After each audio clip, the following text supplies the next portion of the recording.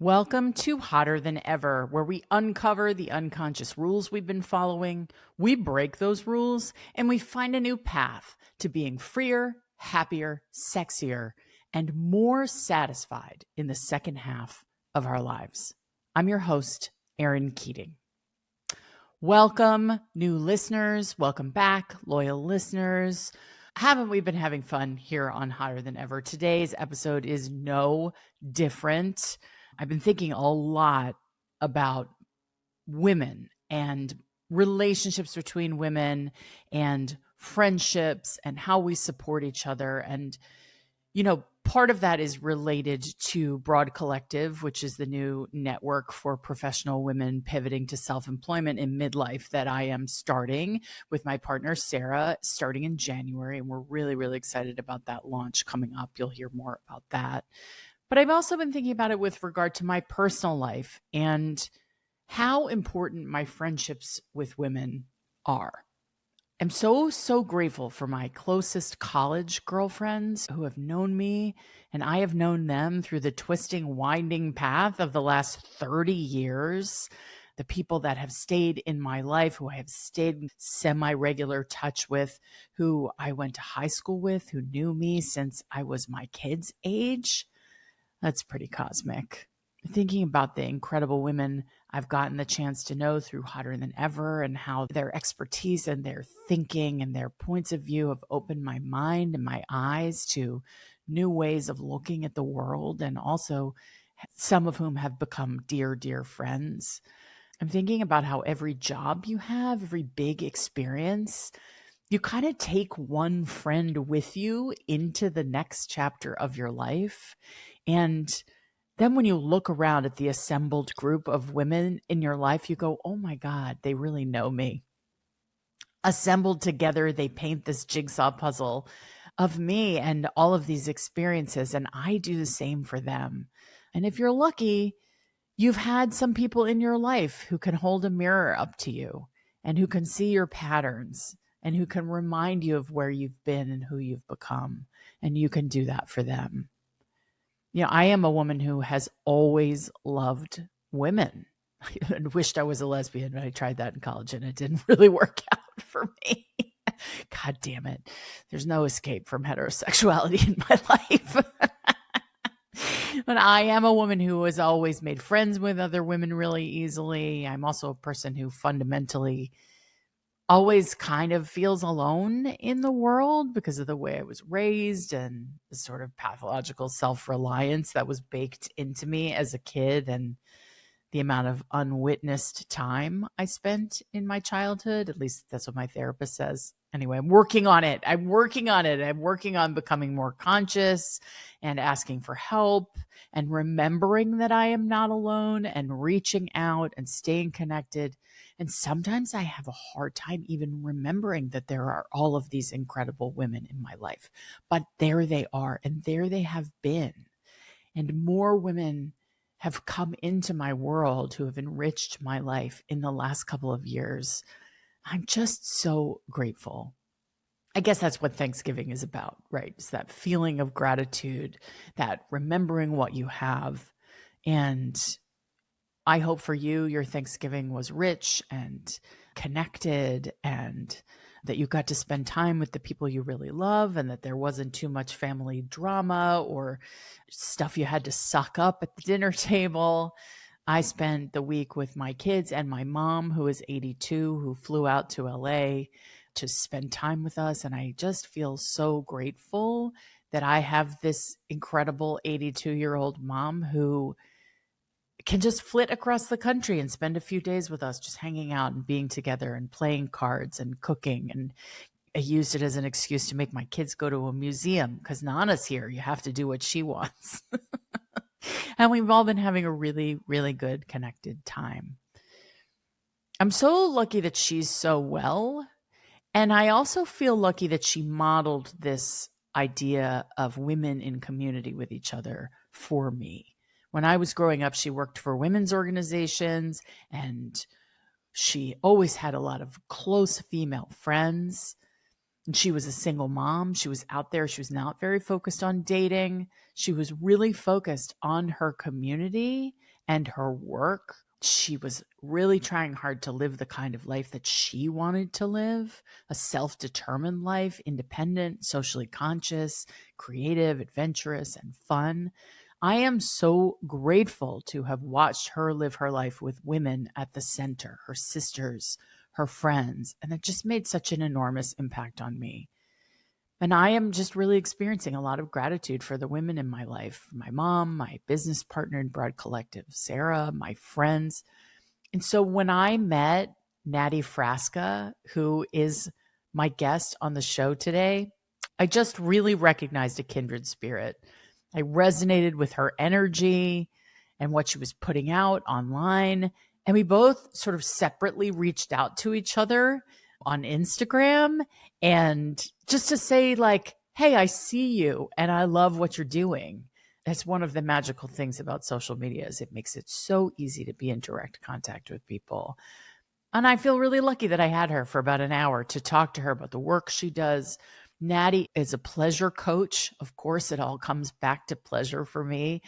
She's a rebel rouser, and she's the founder of the Feminine Rebellion. She helps high-achieving women over 40 unbind from burnout and good girl conditioning. Is this sounding familiar? So that they can reclaim their confidence, sensuality, and power. Amen, sister.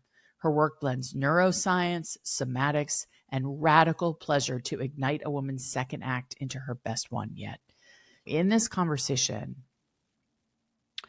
Natty talks about midlife as an ignition point, which is like a portal to gain agency and to abandon the patriarchal path and actually choose a life that's defined by joy and fun and power and the sense that anything is, according to Natty, fucking possible. She talks a lot about pleasure as a neurobiological power source, not a reward, not the Calgon take me away, little dove candy at the end of the night. No, this is not about consumerism or escapist behavior, but about pleasure, releasing empowering neurotransmitters, leading to clearer thinking, greater confidence, and a strong inner fuck yes that can guide your life choices. She talks a lot about choice and agency and how we can frame things in such a way that they can feel empowering and actually become empowering. Radical self-love, internal validation. These are things we talk about today. These are my favorite subjects. And we also talk about the transformative power of community and sisterhood. I think you're really going to enjoy this one. It's a real rah, go girl conversation. And you should probably share this one with a friend or friends who need a strong dose of empowerment and sisterly love. All right, let's get hot. Natty Frasca, welcome to Hotter Than Ever. Erin, it is my absolute pleasure to be in this space with you. And when I say pleasure, like, you know, I mean it. I know you mean it. I know you mean it. You know, when I first saw you on Instagram, I did a double take because I was like, wait, your message is so in line with everything I've been talking about here on this podcast for the last 120 plus episodes. I saw you and I thought, oh my God, I love her. She's so cool. We need to be friends. I don't usually dork out that hard, but I think you're so cool and I'm so excited to get into this conversation. You know, me too. And I have to say, I felt the same thing. I was like, hotter than ever. What? Fuck yes. Who is this woman? Let me at her. Like, this is the beginning of something really fucking good. Yeah. So good. And you know, so much of the messaging for women over 40 is about how hard things are. And when I saw you, I saw that you were rejecting that narrative in favor of a celebration of joy and fun and power and agency. And I am so here for that. Me too, Erin. We've been sold this narrative that, like, midlife is the beginning of our decline. It's where we fade. It's where things get really hard, where our hormones are a mess. And like, there's so much of that in the water and all over social media. And I'm not discounting the fact that, like, there Right, that are stuff is real. that Sure. is some real shit. Believe me, like last night, I had the AC way down. I'm like kind of, sleeping naked. Like, I'm definitely going through some kind of hormonal changes. And this is the And best fucking time of my life. And this yeah. is an incredible opportunity for women. Like, to me, midlife is a portal, it is an ignition point where we get to say, enough. Yeah. Enough of what? Enough of what? Enough of people pleasing, enough of perfection, enough of like over giving, enough of the performance, all of it. Like, can I swear here?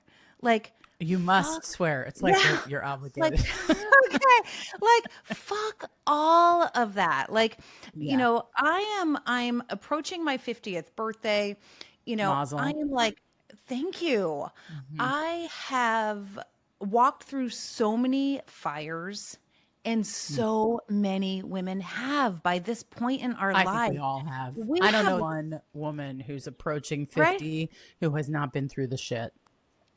Who has not been through the shit, whether it's, in a relationship, whether it's raising her kids with mental illness, kids who are sick, just be having normal fucking Right. kids. Career challenges, That- career successes. career That's still the challenges. shit when you're Yes. when Yes. you're a working woman of our age. Yes. Like, Yes. nothing's an easy It's an- path for us, I don't think. Right. So we have learned these lessons. And what I have recognized is that by the time a woman, I'm going to say it's really a mid 40s point where we've leveled up in our careers, right? We've done everything the right way, right? The traditional way. We've walked the traditional path. I call it the patriarchal path, right? Right. Totally. It's a, What was it for you, right? Natty? What was your professional Oh life my God. before you started this chapter? So I was in advertising for Mm-hmm. years. And then this is funny. I quit to help start a nonprofit because I wanted to slow down. Mm-hmm. But it turns out you bring yourself wherever you go, right? So I brought all of my, perfectionism, all of it Yeah. to this nonprofit role when I thought I was slowing down and going to spend more time with kids and have a chiller life. No. Mm-hmm. And then it was around my early 40s where I was depressed. Mm-hmm. I would lay in bed at night and think, I have everything I thought I ever wanted. I have enough money. I had 2 homes. I had 3 healthy kids. I had been in a marriage for 14 years. I had a career. You had it I all. was healthy. You had it all. Like we're supposed to. I had Like it. we're Yeah, told that we could. yes. Yeah. Yes. So I had it all. So why wasn't I happy? Why was I popping Xanax like they were candy? Okay.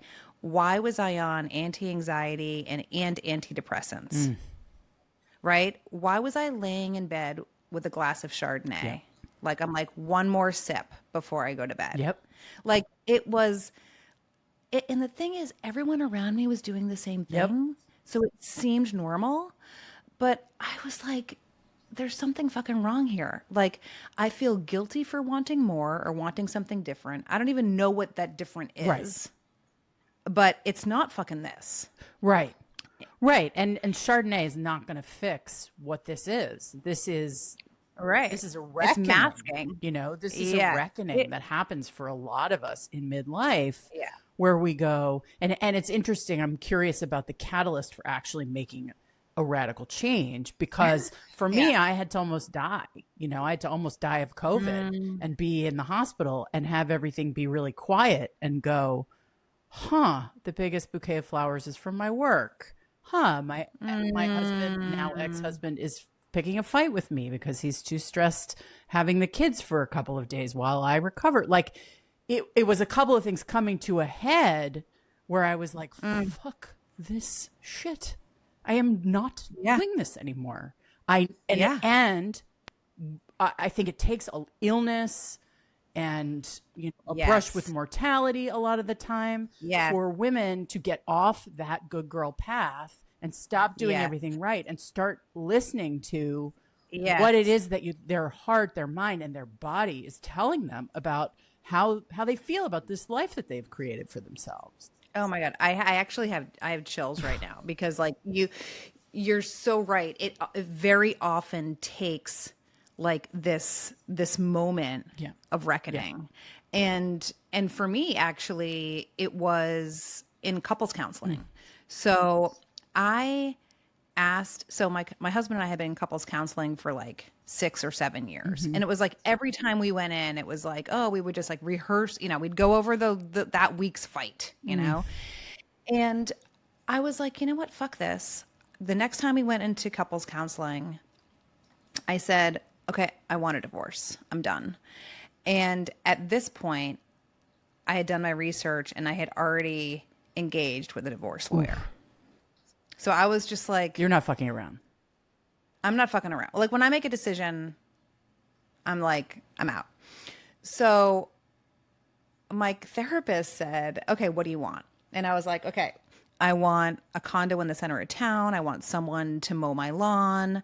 I want like part-time childcare, like, and he was like, okay, wait, let me rephrase the question, Natty.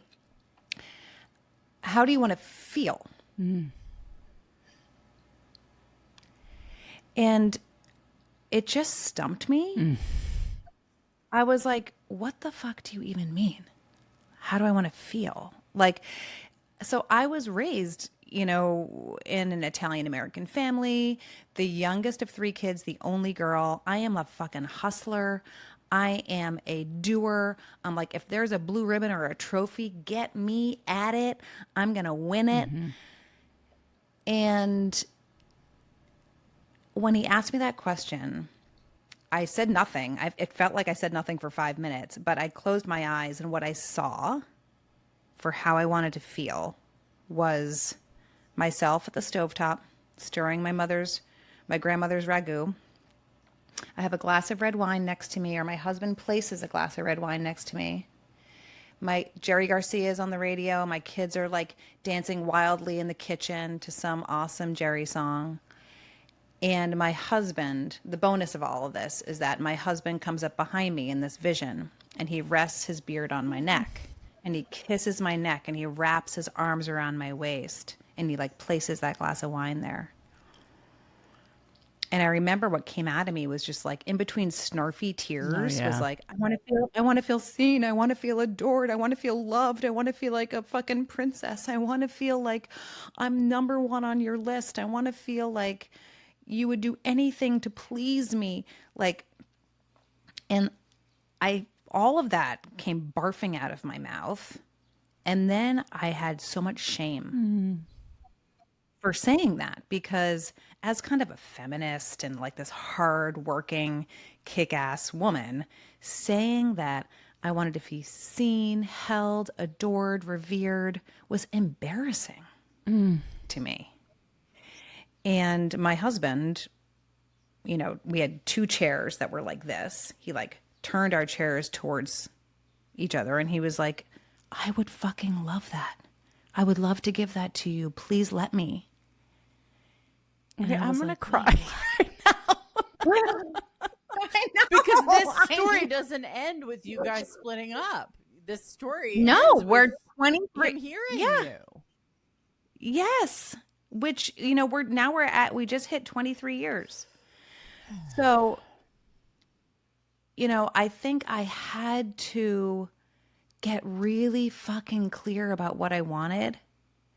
And it was like, that was that moment where I was like, I wanted to burn it all down so badly. I was like, I just need to start over. I need a fucking refresh button. Like new game, And he was like, let's just like, please let me fucking try. And so I just said, okay, fine. Like we're fucking redesigning everything from the fucking ground up. And I started saying exactly what I wanted. Like, I got really, like, I got really fucking clear. Mm-hmm. I stopped doing everything for everyone. Mm. I put myself first. I literally had the most selfish year of my life in the most beautiful way. Like, What did I it look only did like? what I wanted. Yeah. It looked like me saying no to every single fucking dinner engagement that I ever felt obligated to go to Yeah. because I didn't fucking want to. I don't even fucking like these people. Like, why am I doing this? It meant saying, no to my board of directors at work when I thought they were suggesting something I didn't want to do. I ended up leaving that job. It meant, you know, a lot of exploring my body on my own, a lot of touching myself, trying to explore what I wanted to feel like in bed, a lot of masturbation, a Everyone lot who of like, listens to the show knows I'm very pro masturbation. Where okay, else are you going to great. So we start? can, Start with yourself. yeah, You don't know what feels good for you. How exactly. can you tell a partner what feels good Yes, for you? exactly. So I realized that, like, well, no wonder I've been kind of avoiding sex with my husband because I'm not really getting what I want. It's all happening too fast. It's all, Yeah. it's all about completion, you know. So I really just said, I'm going to focus on my own sexual self-care. And like at some point I will welcome you in, but like we're going to spend this time. I'm spending this time. You do what you need to do. No shame. And I'm going to do what I need to do. And then let's kind of come back and find each other. And I'm going to show you what I like. What I Like, hear in this story is that you had been lying a lot in your life. And I think that's how we yeah. all get by, is that we somehow convince ourselves that everything we're taking on that is too much, that is unfair, that is that doesn't feel good, but we sublimate it because we've built this thing, we've built this life, we've built this quote unquote success. It looks good from the outside. Like, there's a high cost to telling the truth when you've built this structure all around yourself and told the world it's what you want because it's what the world told you to want, Yeah. right? And it's what everyone else is doing. Right.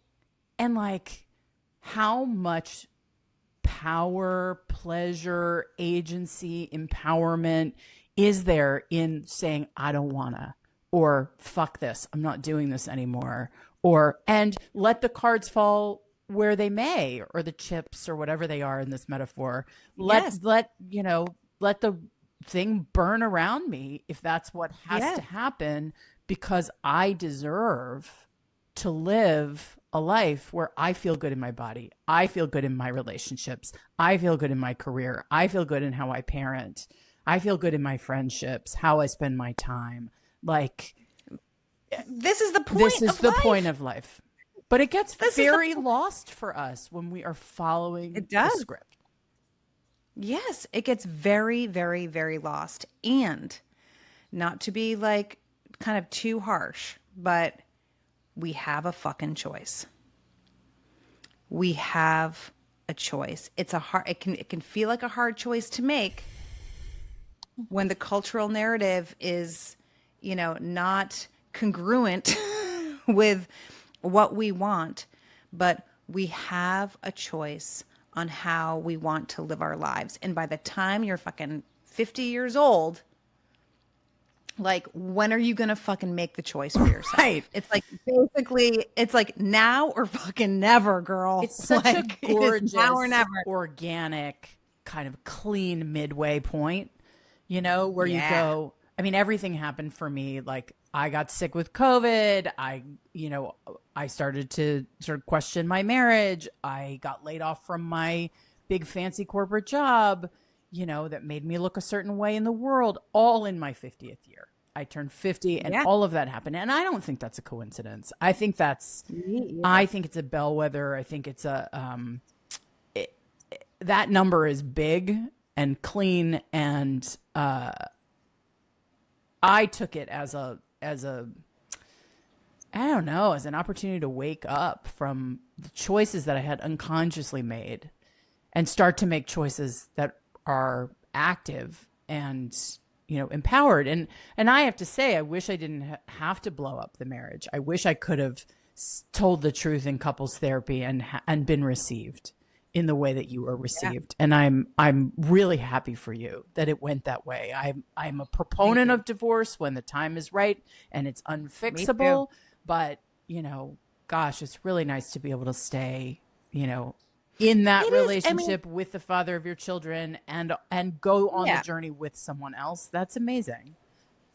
It is amazing. And I'm not a sunshine and rainbows and glittery person. It's not like, you know, even I have girls who are 20 and 21. Mm-hmm.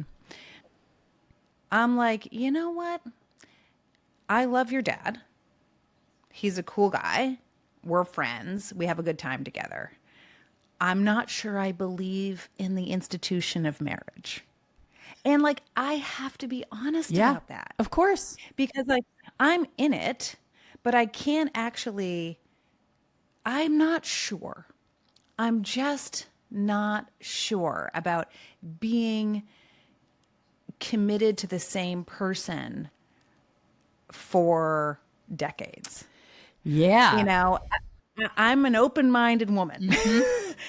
And I happen to be where I am, and I do love my husband and I do love my life. But, you know, sometimes I'm like, you know, I see my women that a lot of women I coach are divorced. I have a lot of very, very good friends. My closest friends, most of them are divorced and living their best fucking lives. I know I am. I know I am. Right? And I know that I don't have to. I trust myself.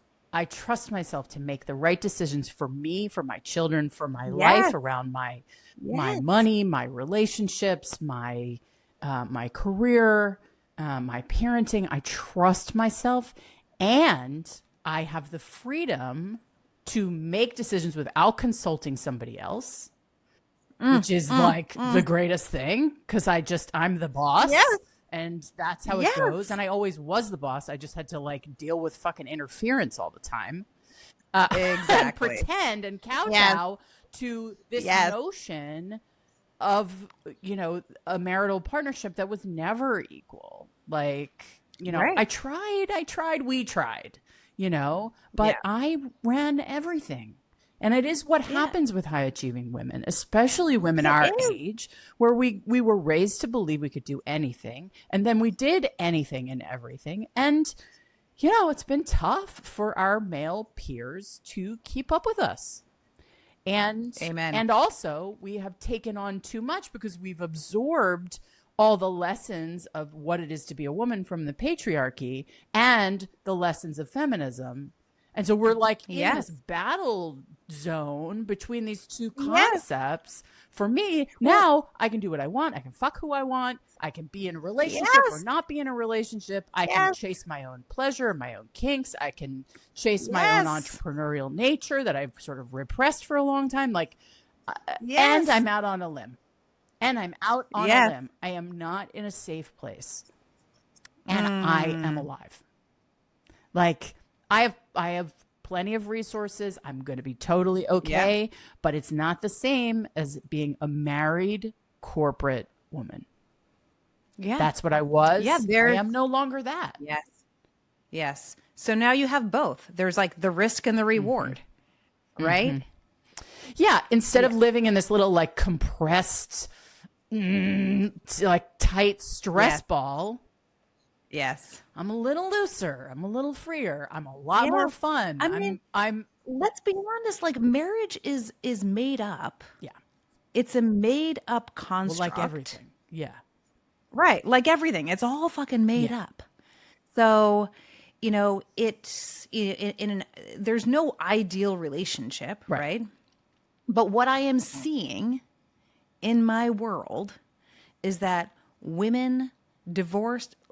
most divorced women in my world, and I hang out with cool women, but they're fucking thriving. Yeah. I mean, it's not that there aren't moments where they wished for something maybe a little bit different, and me too. Oh yeah, I mean, I wish Right? I wasn't, 90% responsible for the kids. I wish I had an ex who could co-parent with me in a different way. I wish I had, a different kind of financial settlement around my divorce. I wish. There's a lot of things I wish. But Sure. would I go You're- back? Would I trade it? Do I Fuck regret it? Do no. I know any woman who has gotten divorced who regrets it? I know. I know. No, I don't. I'm sorry. I don't know I one. don't. I mean, even the ones that I work with who, the divorce happened because, he cheated or something, Okay, it or happens most of the time. there was, Yeah. yeah, right. So, but even after that rupture, which is very painful, Awful. when I see them after, like, we're 12 months after, 18 months after, they're like, thank you. Yeah. Well, because you can take a rupture as a catalyst, Always. or you Always. can take it as a sign, that things need to be repaired, or an opportunity to go back into the relationship. You can take it a lot of different ways depending on what the DNA of the dynamic is. But sometimes it's a gift where you go, Absolutely. oh, okay, is this the window I get to fly through? Yeah, exactly. Because there was no good excuse before. Yes. Yeah. You said it. You said it. Like, I'm just generally miserable and carrying all of the load is not enough of a reason for a lot of women. Yeah. And I think listeners to this podcast, there are women who are in relationships that are unhappy that they will never leave. Well, yes. And that's okay. This is why this podcast is so important. And this is why, women need each other, and more women need to be telling the fucking truth about their lives, and getting real and raw, and banding together. This is where sisterhood, right, helps, is because if you see another woman who's post-divorce that's thriving post-rupture, you're like, huh, wait a second, she looks fine, maybe I could do that. Totally. And I got to tell you, Right? the amount of people in my life who have come out of the woodwork to talk to me about their marriages, about their career changes, about their sexuality, about their bodies, about, because I and people like you are creating these open spaces for us to be honest about what is so for us, and also to imagine what we might actually want out of this one and only fucking life we get, Exactly. This one precious, wild life. This is it. Yeah. This is it. And we get to do almost whatever the fuck we want. Yeah. Yeah. And not ignoring responsibilities and, I still have teenagers at home. You have one at home and two in college. We're building new businesses. We've got, we've got this career transition that we made. We're living into that. We're trying to figure out how to have a podcast be successful, how to have a coaching business be successful, but it's so worth it because we have the vision. Yeah. We have the vision for what's possible. Right. And I'm willing to walk through the fire. I'm willing to get scrappy. I'm willing to do the work. I'm willing to get uncomfortable if I know I'm moving towards something that's going to feel really fucking well, good. and that you made and that you own. Yeah. And I think we work for so many years as this Gen X cohort, right? We have worked for so many years to win at a game we didn't create. So professionally, I was very successful. You were very successful. We achieved. We got the gold stars. Eventually, in the last 5 years of it, I got paid well. The rest of the time, I did not.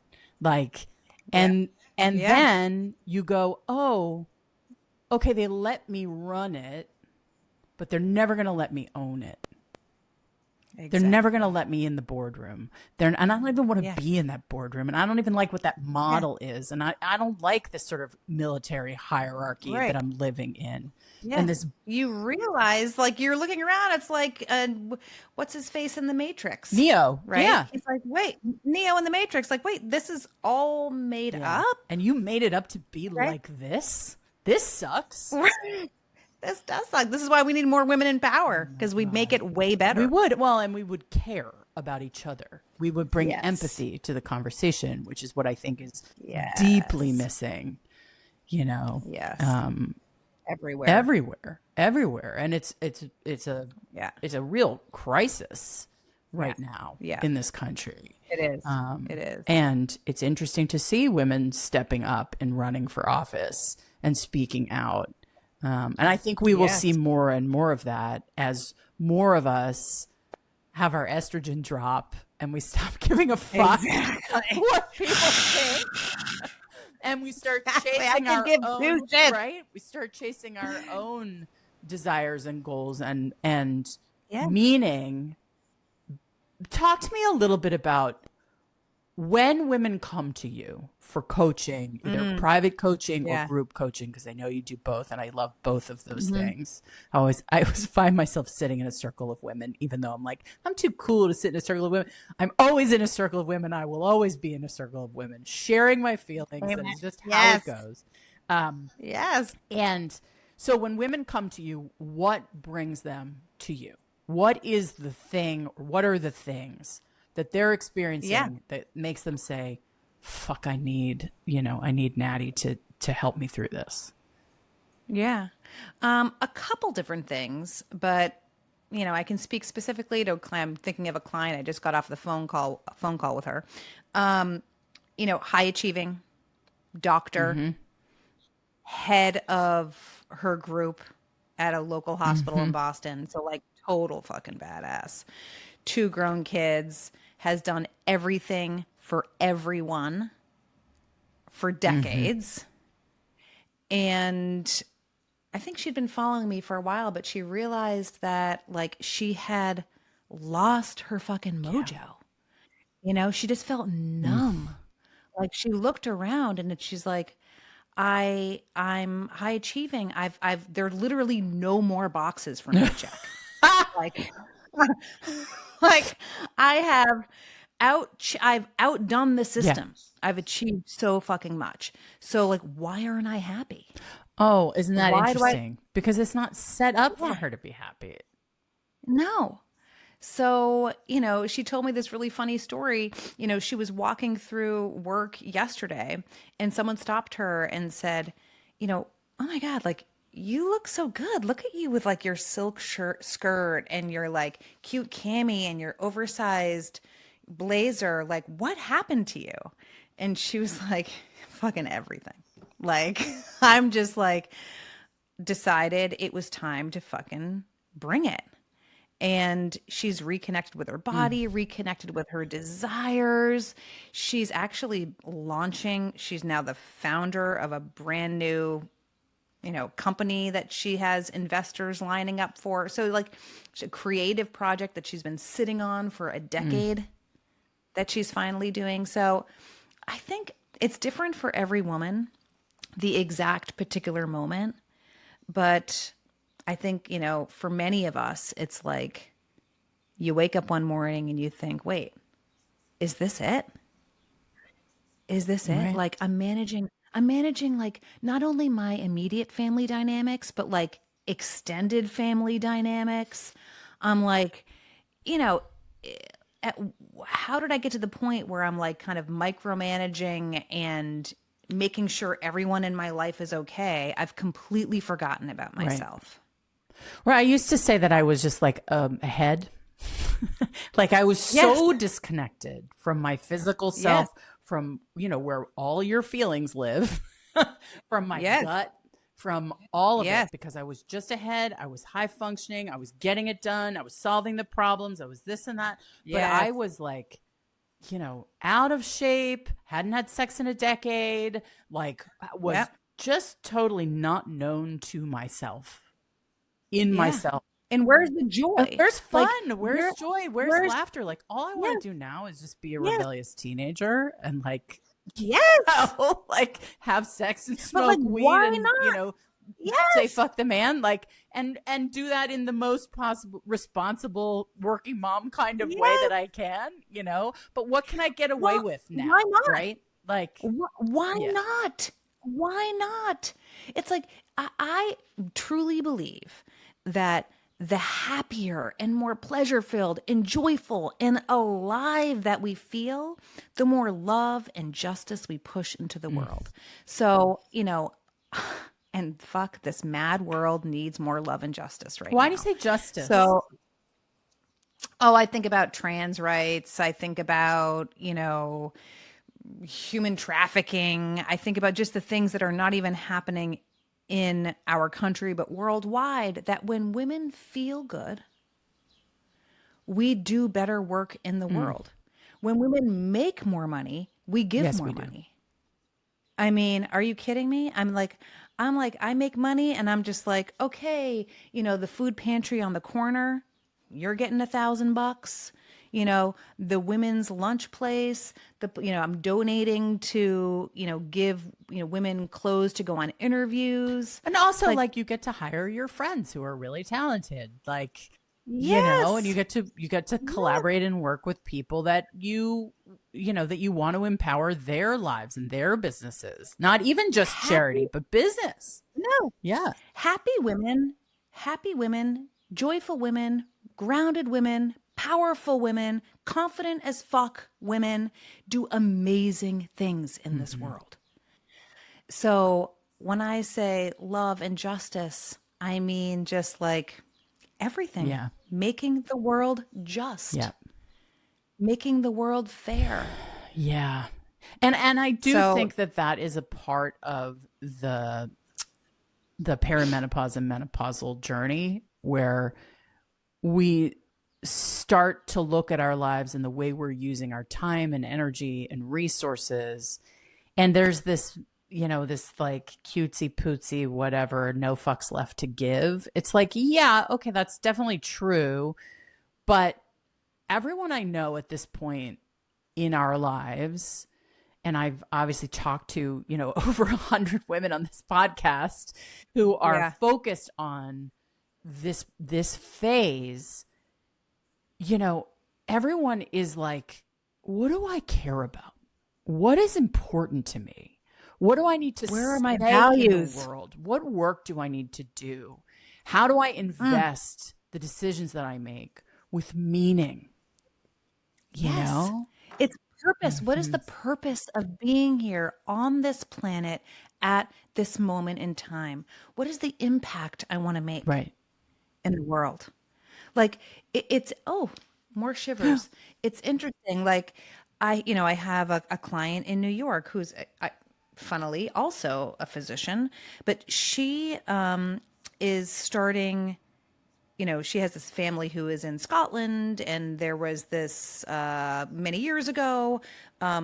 Kids were sold from Scotland to Canada to work on farms. Okay, as servants. I did not know that. And so, like, she learned about this doing some family history, whatever. Anyway, so she's a doctor, but she's also writing a fucking screenplay because she needs this story to be out in the world. So she's like written a screenplay, and she's looking for producers. Talk to me after the show.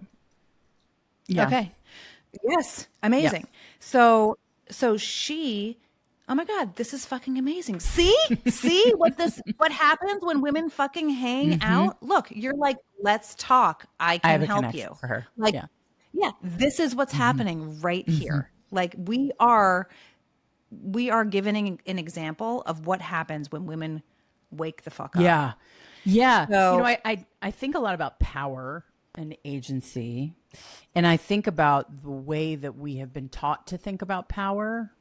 And it's a very masculine, sort of dominating power over, power to put others, to make others smaller. Well, It's about this power over versus power Right. with. And I think what women do, and especially women like us who are educated, high achieving, have high expectations for ourselves and our impact in the world, we do power with, and we do power in partnership and in collaboration, and power through giving. I'm in the process of building this other business, and one of the principles that we're talking about is like, you give and you get. You give and you get. It's, you're not just showing up to take.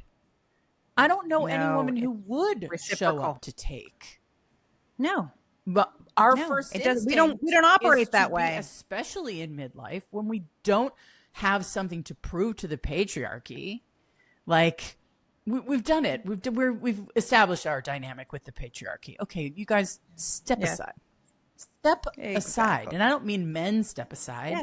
I mean this rigid way of approaching everything. Step aside and let us do it our way, where we support each other and we help each other and we encourage each other and we listen to each other, like, and we give, because I think we're just naturally wired like that. Yeah. Yeah. And it's a beautiful fucking thing. It is a beautiful, powerful thing. Yeah. When women recognize that in themselves. Yeah. Get in community with other women who recognize it in themselves. Like, I am not here for complaining. Yeah. I'm done with that conversation. I'm done with like the blame game. I recognize the roots of the patriarchy and how they have like woven their invasive, vines into our beings.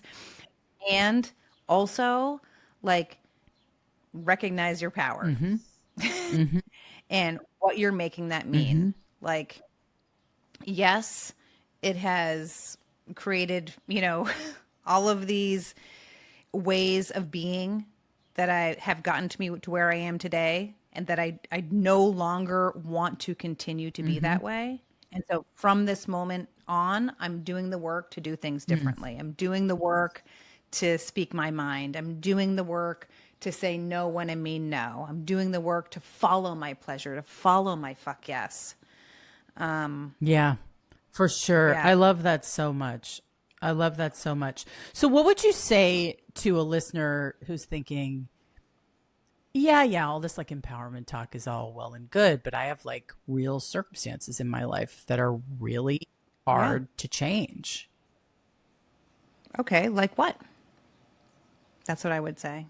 I mean, as a coach, I'd say, okay, let's make a list. Let's talk it out. Start at the top. What are the circumstances? Because we all have circumstances, and it's how we relate to those circumstances. So I would say, serve me up a circumstance, and how are you thinking about that? How are you relating to that circumstance? Like, what are our choices here? Yeah. How else can we behave? How else to me, there's always a choice. And I've worked with hundreds of women. And so there are very few circumstances that I haven't seen. And yeah.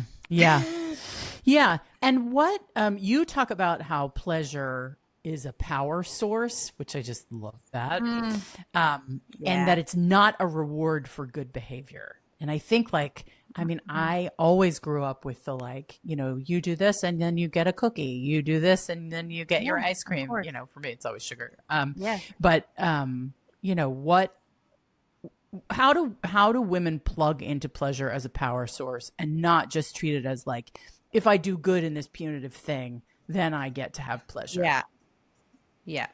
Well, I teach women how to use pleasure as like a neurobiological and somatic tool. So to me, pleasure is something we use to improve our lives.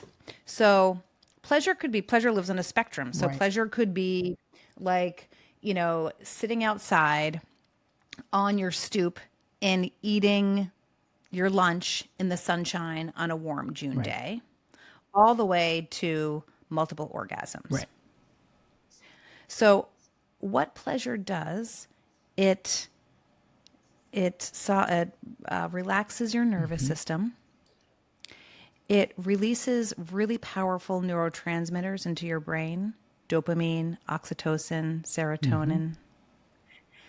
And when those things happen, our executive functioning becomes empowered. You know, we think more clearly. So there's crazy benefits. Not only, you know, when you practice pleasure, you learn what like this kind of fuck yes feels like in your body, right? So you're like, oh wait, this is pleasure. You know, it's not like, you know, bubble baths and getting your fucking nails done. Wait, that's not what self-care is? I think we're sold this notion of self-care that is like a wellness consumerism. Yeah, exactly. So pleasure, I would say, is like a subset of self-care. Pleasure is deep embodiment. Pleasure is me dancing naked in front of my mirror and like giving myself like a lap dance and turning myself on. Like I do this every fucking morning, Erin. Like this is how I get out of the shower. I put my oil on my body. The oil is the reason. The oil. I'm all about the oil these days. Yes. It's so good. Like our skin's so luscious. So pleasure is this like deep embodied thing that has like biological implications, like positive effects on our body. So when that happens, we do become more powerful. We become clear about what we want. We become more confident in our bodies. We know what we want and what we don't want. Yeah. So, you know, I teach women how to use it as a tool.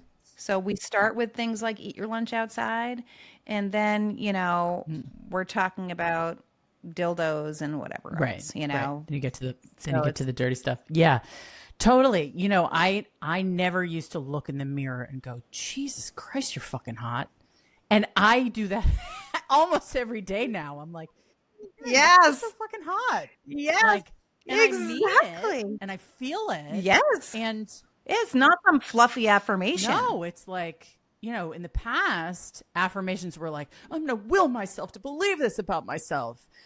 Affirmations do not work. Trick my brain. I'm going to rewire my brain with this language and repetition. I'm like, maybe there's your body doesn't believe my body it. Did not believe it. No, my body didn't believe it. And these days, through, you know, several years of really dedicating myself to being connected with my body, to taking better care of myself on every level, and, you know, to some vanity that I didn't indulge myself in, you know, when I was younger or when I was more prioritizing other people's I would look at women who walked around and looked like they were feeling themselves and be like, how does she, God, she must spend all her time to look and look that way, like to feel that way, to put that out it's like, no, it just becomes a different way of approaching yourself where you're at the center.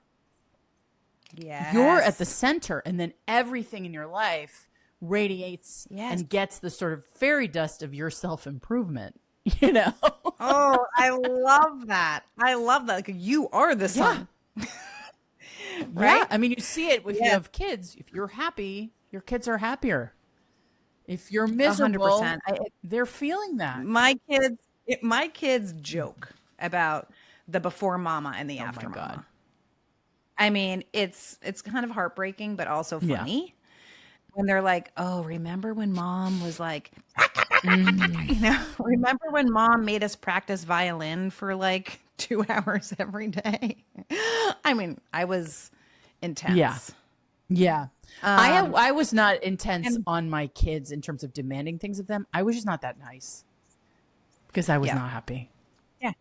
And I was short with them, and I still feel like I have a ton of apologizing to do, you know. And I mainly make I've done so much apologizing. I know, right? And I mainly make a living amends where I just live in the space of rupture happens and then I repair it and then we talk things through. And when I commit to being different, I take that seriously. I don't make idle promises to them. And, I'm just trying to live with the integrity that comes from owning yourself and your choices and having your own back in this life, Yeah.